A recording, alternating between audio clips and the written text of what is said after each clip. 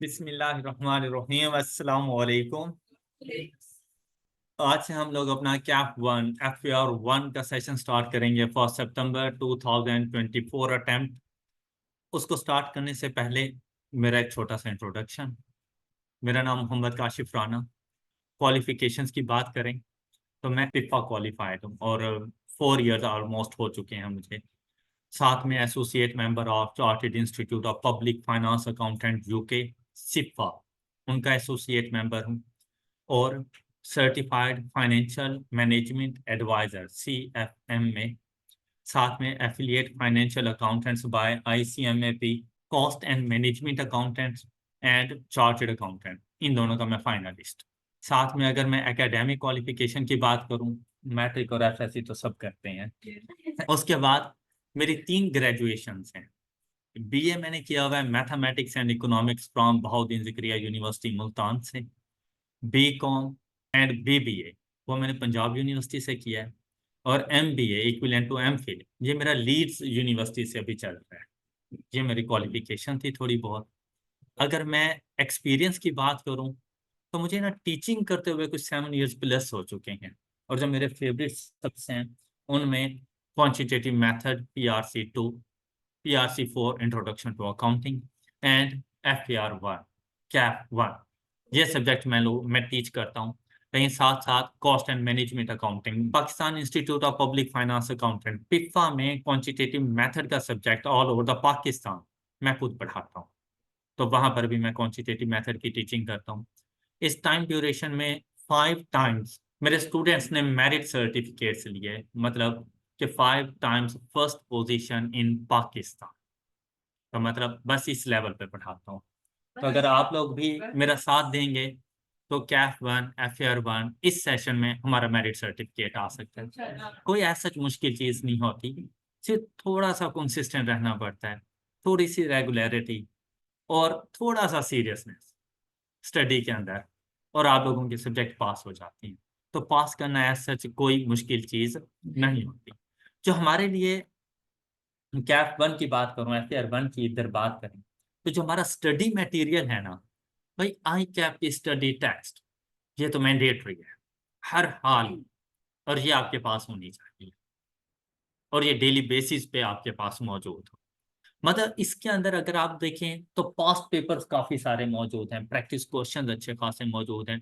आपकी जो concept building है ना वो आप लोगों की स्टडी टेक्स्ट से होनी है, और आप लोगों का जो पेपर आता है ना वो स्टडी टेक्स्ट से ही आता है। ICAP ने कभी टीचर A की बुक, टीचर B की बुक, टीचर C की बुक, इंस्टीट्यूट A की बुक, इंस्टीट्यूट B की बुक नहीं उठानी। पेपर बनाने के लिए उसने जब भी किसी को बुक देनी है ना, उसे स्टडी टेक्स्ट देनी है कि भाई ये लो स्टडी टेक्स्ट, इसमें से पेपर बना कर। तो जहां से पेपर बनता है ना आपकी प्रेपरेशन वहां से होनी चाहिए। हाँ, कुछ ऐसे पॉइंट्स हो सकते हैं जो कि इसमें काफी ना हो, तो उसके लिए एडिशनल नोट्स मैं आपको प्रोवाइड करूंगा। एडिशनल प्रैक्टिस क्वेश्चन साथ साथ मौजूद होंगे हर टॉपिक से रेलिवेंट। हमारा फोकस हमारी स्टडी टेक्स्ट के ऊपर, उसमें अच्छी खासी एग्जांपल्स मौजूद हैं आप लोगों की प्रैक्टिस के लिए, बहुत कुछ उसमें मौजूद है। लेकिन साथ साथ आपको एडिशनल प्रैक्टिस क्वेश्चंस वगैरह, एडिशनल स्टडी मटेरियल वगैरह वो आप लोगों के साथ, मैं जैसे ही कोई टॉपिक हम लोग पढ़ते जाएंगे वो मैं आप लोगों के साथ शेयर करता जाऊंगा। कॉन्सेप्ट बिल्डिंग के बाद जो हमारी प्रैक्टिस होगी ना, वो प्रैक्टिस पास पेपर्स होंगे। हमें ये पता, हम देखें क्लास में जब कॉन्सेप्ट बिल्डिंग होगी तो हम लोग थोड़े से इजी क्वेश्चन सॉल्व करेंगे क्योंकि हम लोगों ने अपने कॉन्सेप्ट डेवलप करने होंगे। लेकिन हमारा जो एम है ना वो ICAP के पेपर को सॉल्व करना है। तो ऐसा नहीं है कि ICAP के पेपर को हम लोग जिस दिन पेपर हो उस दिन देखेंगे, ऐसी बात नहीं है।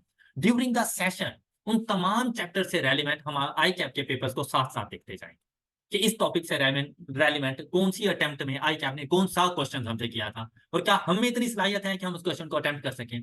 तो जब हम लोग हर टॉपिक से रेलिवेंट अगर सपोज रिसेंट 5 अटेम्प्ट्स के भी क्वेश्चन सॉल्व कर लें तो आने वाली अटेम्प्ट आपके लिए मुश्किल नहीं होने वाली, आप लोग इजीली उसको सॉल्व कर लेंगे, आपके लिए कोई प्रॉब्लम नहीं होगी। आप लोगों के ने सिर्फ फोकस क्या करना है कि आप लोगों ने भाई कंसिस्टेंट रहना है।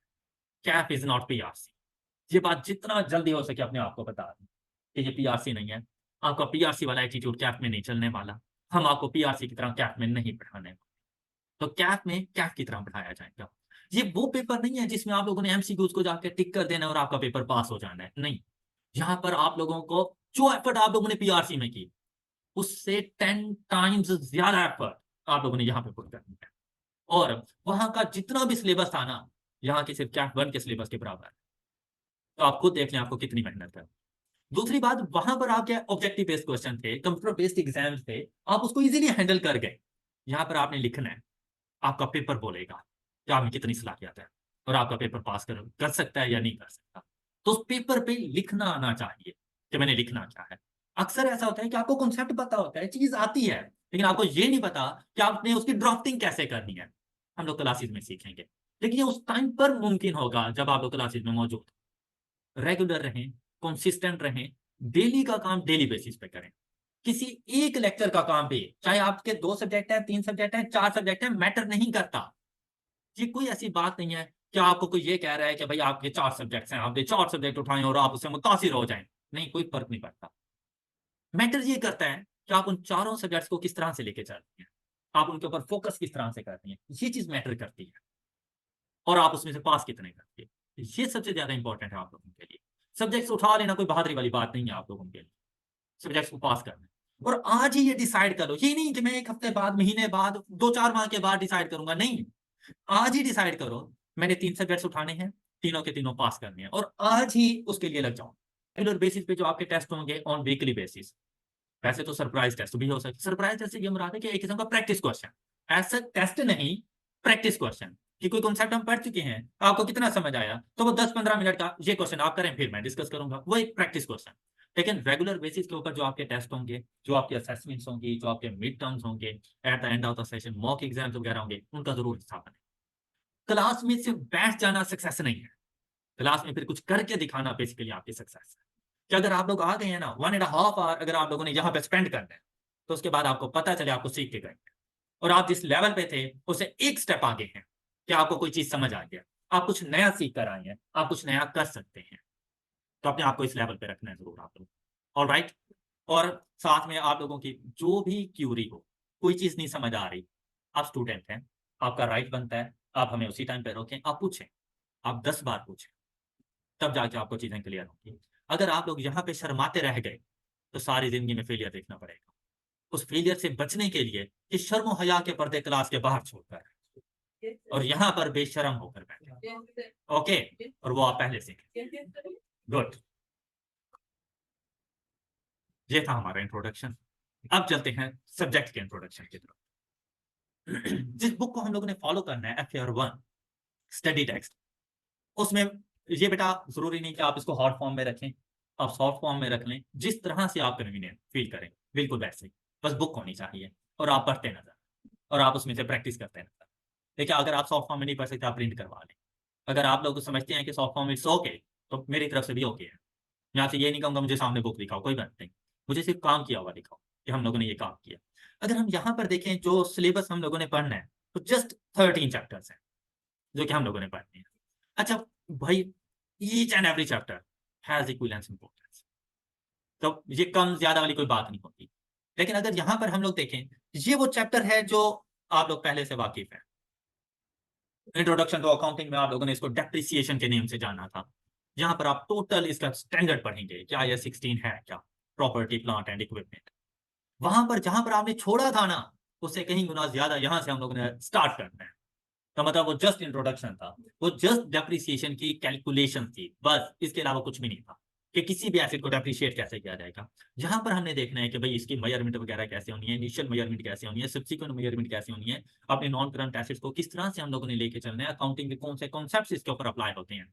लेकिन ये एक ऐसा चैप्टर है, इसका रोल हमारी कैफ FAR 1 में बिल्कुल ऐसा ही है जैसे सब्जियों में आलू, जो हर सब्जी के साथ एडजस्ट हो जाता है। ये एक ऐसा स्टैंडर्ड है जो हर स्टैंडर्ड के साथ एडजस्ट हो जाता है। मतलब ये अकेला तो आता ही नहीं, ये अपने साथ दो दो तीन तीन, मतलब ये मिक्सचर बनाता है। तो इसके क्वेश्चन को सॉल्व करने के लिए ना, आपको बाकी स्टैंडर्ड आने चाहिए।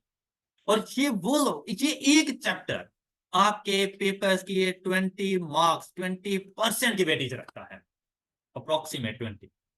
फिर से कह रहा हूं, अकेला नहीं आएगा। और जब भी आता है, ये अपने साथ गवर्नमेंट ग्रांट को भी मिक्स करवाता है, बोरिंग कॉस्ट को भी मिक्स करता है, investment property, impairment of asset. भाई ये 5 चैप्टर्स आप ऐसे समझ लें आपके टोटल पेपर का 35%। अच्छा, ये बाकी जितने भी स्टैंडर्ड्स हैं, ये सेपरेटली भी आ जाती हैं और ये मिक्सचर की फॉर्म में भी आ जाती हैं। हम लोगों ने देखें, अगर आप बोरिंग कॉस्ट कर रहे हैं और बोरिंग कॉस्ट में सिर्फ बोरिंग कॉस्ट कर रहे हैं, मतलब आप कुछ नहीं कर रहे। जब तक कि आपको ये ना पता हो कि बोरिंग कॉस्ट के साथ मैंने बाकी स्टैंडर्ड किस तरह से लेके चलने हैं। तो यहाँ पर जो कॉम्बिनेशन की फॉर्म में क्वेश्चन होते हैं ना, वो ज्यादा ट्रिकी होती है, और वो क्वेश्चन उस टाइम पे सॉल्व हो पाएंगे जब इससे पहले पांचों स्टैंडर्ड मैंने पढ़े होंगे, तब जाके वो एक क्वेश्चन सॉल्व होगा। अदरवाइज आप गए, फिर आपका क्वेश्चन नहीं कंप्लीट होने वाला। और आप ये देख लें, ये एमसीक्यूज तो है नहीं कि हम लोग कहेंगे ए बी सी डी में से कोई तो आंसर होगा। वहां पर तो आप लोगों ने खुद से रीड्राफ्टिंग करनी है, सब कुछ खुद से लिखना है। तो आप लोगों को लिखने का मेथड भी पता होना चाहिए कि हम लोगों ने लिखना कैसे है। ये वो बातें हैं जो आप लोगों ने पूरे सेशन में सीखनी है। मैं यहाँ पर आप लोगों को सिर्फ FR1 नहीं पढ़ाऊंगा, मैं आपको ये भी बताऊंगा कि आई कैप में बैठ कर पेपर को सॉल्व कैसे करना है, स्टार्ट कहाँ से लेना है, मार्क्स गेन कैसे करने हैं। यहाँ पर जो आपका मिशन होना, उससे मार्क्स गेन करना। क्लास में बैठ के नॉलेज गेन करते रहो, लेकिन जैसे ही मैं आपको टेस्ट दूं, अपने नॉलेज को साइड पे रख देना और मार्क्स की दौड़ पे लग जाना। मैंने मार्क्स लेने, आपकी पहचान आपके मार्क्स से होनी है, नॉलेज बाद में देखा जाएगा। ठीक है भाई, लोग आपसे जब भी पूछते हैं ना कि भाई क्या किया हुआ है, सपोज आप कहते हैं पैसे, मार्क्स पूछते हैं, आप कहते हैं ना कि यार मेरे पास 90% है, उसे पता चल जाता है कुछ दम है बच्चे में, चाहे आपको कुछ भी ना आता। लेकिन अगर आप उसे कह दें 65% मार्क्स है, वो कहते हैं निकम्मा है, चाहे आपको सब कुछ आता हो। तो कहीं कहीं पे ना मार्क्स बहुत इंपॉर्टेंट होते हैं। तो यहाँ पर आपने मार्क्स की जंग में शामिल हो जाना है और सिर्फ मार्क्स गेन करना है, नॉलेज को उस टाइम पे साइड पे रखने हैं। तो मार्क्स कैसे गेन करने हैं मैं समझाऊंगा आपको कि आपने मार्क्स लेने कैसे हैं। हर क्वेश्चन की कोई ना कोई टेक्निक्स है, ट्रिक्स हैं।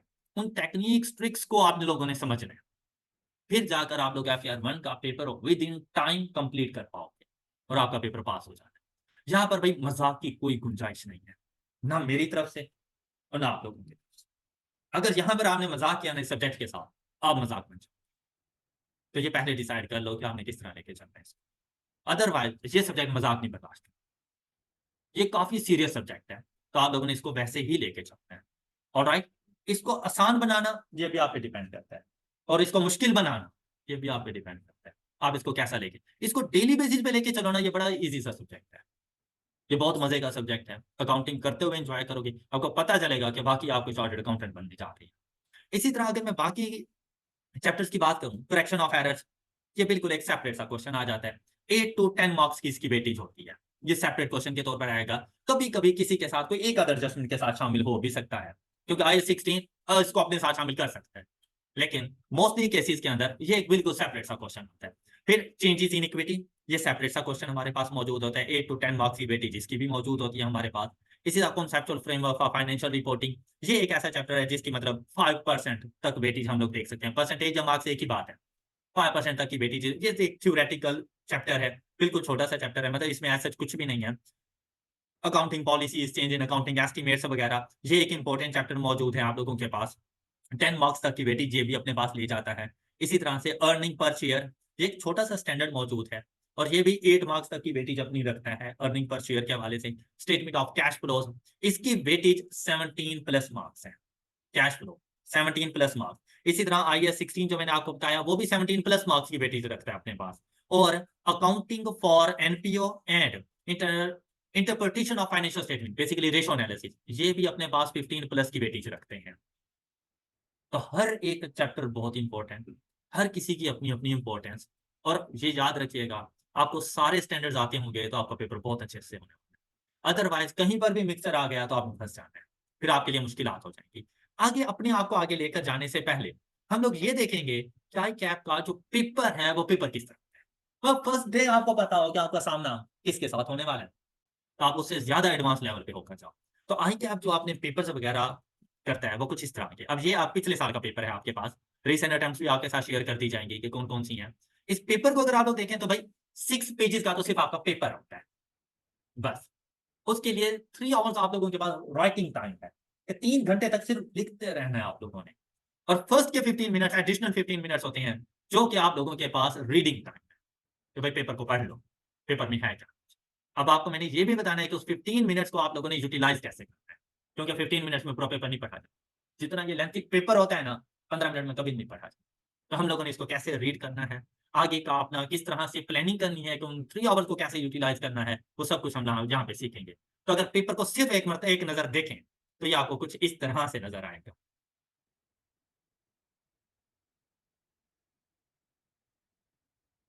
इजी लग रहा है, खत्म हो गया। इसी तरह अगर नेक्स्ट पेपर भी आप देखें, ये सितंबर 2023, ये देखें, ये भी 6 पेजेस पर है, मतलब सेम स्टैंडर्ड रखा हुआ है आपने, 6 पेजेस के ऊपर। ये देखें, ये आपके पास पेपर है।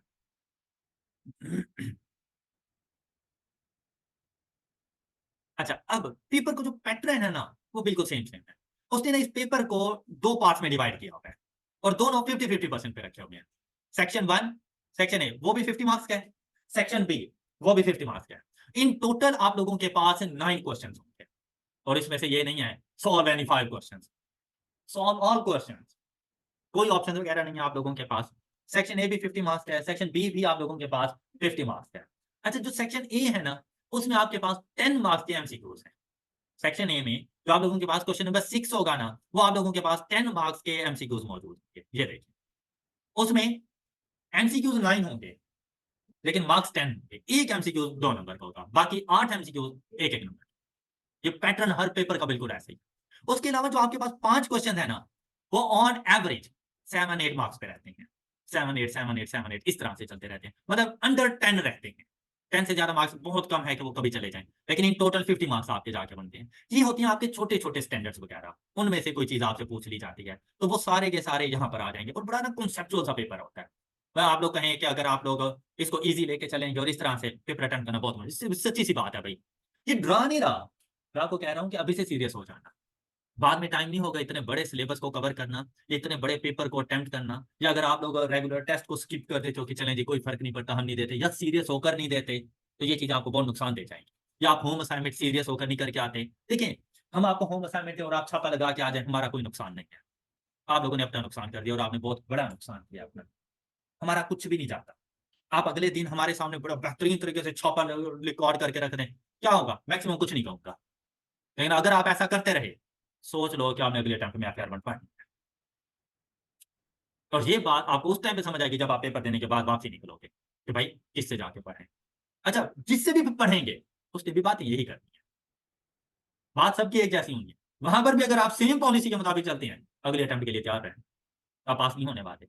और सीए के अंदर पे तुक्का कोई चीज नहीं है, बाय चांस कुछ भी नहीं होता, बाय चांस आप फेल हो जाते हो, और बाय चांस आप फेल ही होते।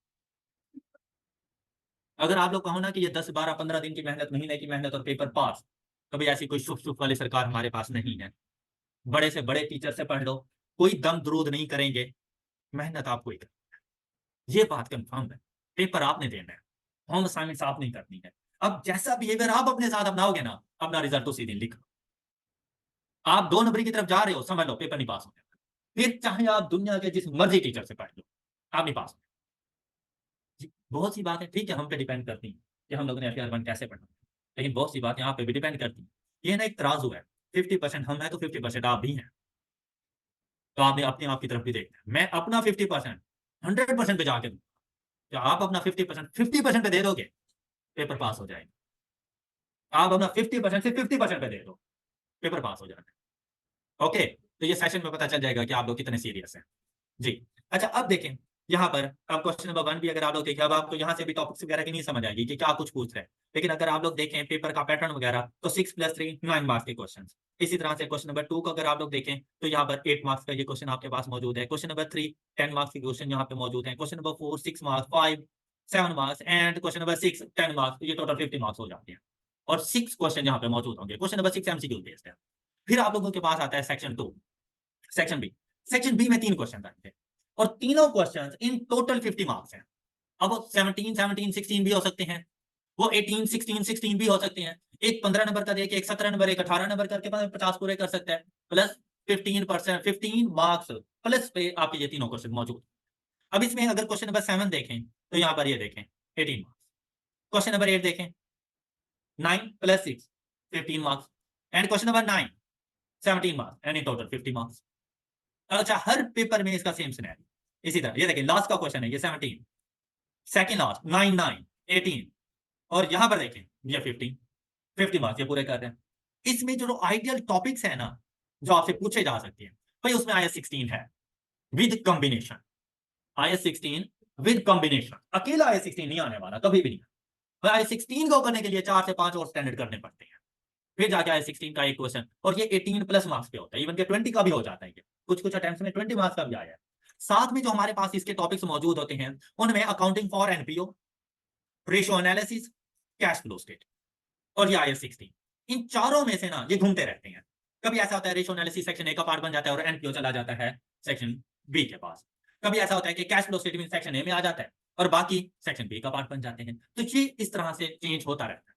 तो यहाँ 16 मोस्टली केसेस में सेक्शन बी का ही पार्ट रहा है। ऑलराइट, आई होप कि आपको पेपर की समझ आ गई होगी।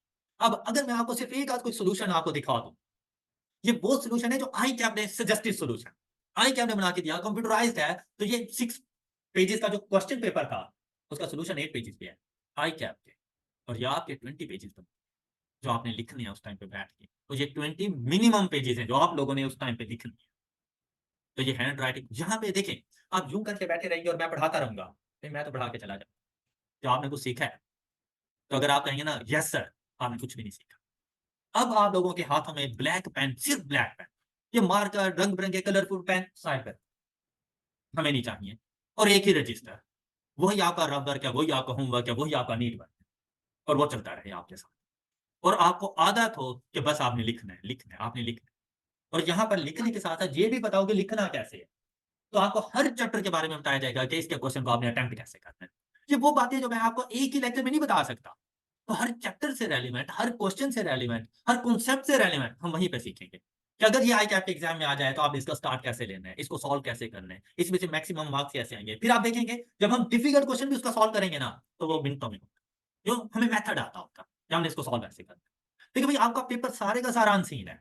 मैं ये नहीं कह रहा कि एफएआर 1 की स्टडी टेक्स्ट में से ही सारे का सारा पेपर आ जाएगा, नहीं। कॉन्सेप्ट यही होंगे। क्वेश्चंस हर आने वाली अटेम्प्ट प्रीवियस अटेम्प्ट से मुश्किल होते हैं। ये बात हमेशा याद रखना। अगर आज आप लोग 2020 के पेपर उठा के देखें ना, वो आपको इजी लगेंगे, लेकिन 2020 के लिए वो पेपर सबसे ज्यादा मुश्किल पेपर था। इवन कि अभी हम लोग सिर्फ प्रीवियस ईयर पे चले जाए, लोगों के लिए सबसे ज्यादा मुश्किल पेपर था। आपका पेपर उससे ज्यादा मुश्किल आता। तो आई कैप कभी भी अपने लेवल को नहीं गिराता, ये बात हमेशा याद रखना। कभी ऐसा आई कैप किसी का रिश्तेदार नहीं है, हमेशा ये बात जहन में रखना। इवन के कसम से मेरी भी कोई रिश्तेदार ही नहीं है, मतलब टीचर का भी कोई रिश्तेदार नहीं रखा। ये ऐसी जो आप लोगों को रूमर्स वगैरह बताई जाती हैं सिर्फ अपनी पब्लिसिटी के लिए कि इस अटेम्प्ट में ये पेपर आएगा, लास्ट अटेम्प्ट में ये था, और ये एनालिसिस है, the one and only analysis, chapter 1 से 13 तक पेपर, और इसको अच्छे से तैयार, इससे बाहर पेपर नहीं जाएगा। तो ये जो लोग कहते हैं ना, जिन्हें आप पिछली 5 अटेम्प्ट से कैश फ्लो स्टेटमेंट पूछ रहा है, इस बार नहीं पूछेगा, वो फिर पूछ लेता है, मुर्शिद गायब। अच्छा सपोज उसने नहीं पूछा, जैसा उसने कहा मुर्शिद मैंने कहा नहीं था, रेफरेंस देंगे साथ में। और जब पेपर आ जाता है उनकी तो बकवास से हट गए, मुर्शिद साहब का पता ही नहीं होता मुर्शिद है तुम या कहाँ पे है। नुकसान किसका है? आपका, जिन्होंने उनको मुर्शिद माना है। आपके मुर्शिद का कुछ भी नहीं जाता, मुर्शिद के पास अगले अटेम्प्ट में फिर बच्चा बैठ जाएगा। क्या आप अगले अटेम्प्ट में फिर से एफआईआर 1 पढ़ोगे, तो ये आप पे डिपेंड, क्या आपने मुर्शिद माना किसको। भाई the one and only role, 100% preparation. किसी भी टॉपिक में आप लोगों से ये ना सुनो कि सर मैं एनपीओ को छोड़ दूं तो कुछ होगा, तो नहीं भाई होगा कुछ। आप 20 मार्क्स अपने स्किप करके जा रहे हो, और बहुत कुछ होगा। मैं नहीं कभी ये कहूँ, इवन के कॉन्सेप्चुअल फ्रेमवर्क भी छोड़ने के बारे में मैं कभी नहीं कहूँ। आपने उसको भी वैसी इंपॉर्टेंस देनी है जैसे आप बातों को दे। ऑलराइट, और आपने इस बात पे जरूर अमल करना अगर आपने सक्सेसफुल होना है। तो बेटा पास करवाना कोई मसले वाली बात नहीं है, उसमें थोड़ा सा आप लोगों का साथ चाहिए, बहुत ज्यादा हमारा साथ चाहिए, ताकि हम लोग आपको मोटिवेट कर सकें कि आप लोग क्लासेस में बैठें, आप लोग एंड तक सेशन को लेके चलें, तब जाके आप लोग सक्सेसफुल होंगे। लेकिन अभी से कह देता हूँ, किसी एक को ही अपना, मैं ये नहीं कह रहा हूँ मुझे ही फॉलो करो, नहीं। जिसको भी फॉलो, मुझसे ज्यादा अच्छे टीचर मौजूद है अल्हम्दुलिल्लाह मार्केट में, लेकिन जिसको भी फॉलो करो एक के बनते रहो, फिर सक्सेसफुल हो सकते हो। अगर बहुत से बच्चे ये आते हैं, एक टॉपिक उससे पढ़ा, एक उससे पढ़ा, भाई चीजें लिंक कर रही होती हैं, चीजें मिक्स हो जाती हैं। हम सबकी मंजिल एक ही है, स्टूडेंट को सिखा। देखो कोई भी टीचर ऐसा नहीं है जो ये कहे कि मेरे सामने जो बच्चे बैठे हैं इंशाल्लाह इस मजा मैंने सबको फेल करा दिया। कोई भी इसलिए नहीं पढ़ा रहा होता, उनका अपना कैरियर दाव पे लग जाता है, मेहनत करनी पड़ती है यहाँ पे। लेकिन बेटा ये चीजें आप पे भी डिपेंड करती है, जिससे पढ़ो एक के बनते रहो, फिर बस उसके हो जाओ। ऑलराइट, आई होप कि हमारा ये सेशन बहुत अच्छा गुजरेगा। अच्छा, अब बहुत ज़्यादा मोटिवेशन हो गई, इंट्रोडक्शन वगैरह हो गया, एंड आई होप कि आपको काफ़ी सारा बेनिफिट भी इससे हुआ होगा कि हम लोगों ने अपने सेशन को किस तरह से आगे लेके चलना है। तो इस इंट्रोडक्शन वगैरह से ये था कि आप लोगों के माइंड में हो कि आप लोगों ने अपने एफआईआर 1 को किस तरह से लेके चलना है, टीचर के साथ किस तरह से आप लोगों ने बिहेव करना है। तमाम चीज़ें देखिए भाई ईज़ी हैं, डिफ़िकल्ट हैं। जो चीज़ आज तक नहीं आई ज़िंदगी में वो डिफ़िकल्ट है। जो काम मैंने आज तक नहीं किया मेरे लिए वो मुश्किल है। लेकिन जब कर गुज़रेंगे तो आपको क्या लगता है फ़ेयर 1 में सारे बच्चे फ़ेल हो जाते हैं? पास होते हैं ना, तो आप क्यों नहीं? अच्छा आपने ये नहीं सोचना कि 20% पास हो रहे हैं, ये बात हकीकत है। कैट का सबसे बुरा रिज़ल्ट कैट 1 है, R1 लेकिन अब इसका ये मतलब नहीं है कि आपने 80% में फ़ॉल करना है। आपने ये तहैया करके रखना है कि इन केस कभी ICAP की हिस्ट्री में एक बच्चा भी पास हुआ ना, वो मैं। बस, सिर्फ़ इतना सोच के रखना है और अपनी मेहनत करनी है। आपको इस बात से गर्ज़ ना हो, पेपर मुश्किल था, पेपर ईज़ी था, लोग क्या कहते हैं, लोगों का पूरा हुआ या नहीं हुआ, लोग कहाँ तक पहुँच गए हैं, लोगों को रखो साइड पे। तो आप लोगों ने अपनी स्टडी पे सीरियस रहना है, कंसिस्टेंट रहना है। बार-बार मैं इस बात पे फ़ोकस करता हूँ, कंसिस्टेंट रहो। बिलीव मी हमें कोई गर्ज़ नहीं है कि आपको अकाउंटिंग आती है या नहीं आती, मैं सिखाऊँगा, मुझे आती है अल्हम्दुलिल्लाह। सिर्फ़ आपने मेरा साथ देना है, आपने मेरे सामने आके बैठना है और जब इधर बैठे हो ना आपको पता हो, यार आज मैं अकाउंटिंग सीखने आया। आपने एक्टिव माइंड होके रहना है, एक्टिव माइंड बैठना है। ये ना हो कि स्लीपिंग मूड के साथ आ गए, बस सो रहे हैं, यार लेक्चर एंड को नहीं, मतलब फिर ना आओ, फिर आपके आने का कोई फ़ायदा नहीं। यहाँ आके बैठो पता चले और आप ऐसे सोचना, जैसे आपके अलावा क्लास में कोई नहीं। आप द वन एंड ओनली हैं और मैंने कोई क्वेश्चन किया था बस आपने ही आंसर करना है। आपने ये नहीं सोचना कि भाई साथ वाला आंसर करेगा। नहीं, आपने भी तो फ़ी पे की हुई है। आप भी तो अपना R1 पास करने के लिए आए हैं। ये भूल जाओ आप लड़का हो, आप लड़की हो। आप जस्ट स्टूडेंट्स और आप सीखने के लिए। ऑलराइट, आई होप कि ये इंट्रोडक्शन वाला लेक्चर आपके लिए काफ़ी यूज़फुल रहा होगा। इंशाल्लाह नेक्स्ट हम लोग अपने सिलेबस को कंटिन्यू करेंगे इन प्रॉपर मैनर और ये मोटिवेशन आपको डेली बेसिस पे नहीं मिलेगी। डेली बेसिस पे हम लोगों का जो फ़ोकस होगा, वो सिर्फ़ अपने लेक्चर्स के ऊपर होगा। ऑलराइट, कि हम लोगों ने पेपर्स को अटेम्प्ट कैसे करना है, क्वेश्चन्स को सॉल्व कैसे करना है, कॉन्सेप्ट्स कैसे हैं और किस तरह से क्या चीज़ हम लोगों ने याद रखनी है। अपना ख्याल रखिएगा। अल्लाह हाफ़िज़।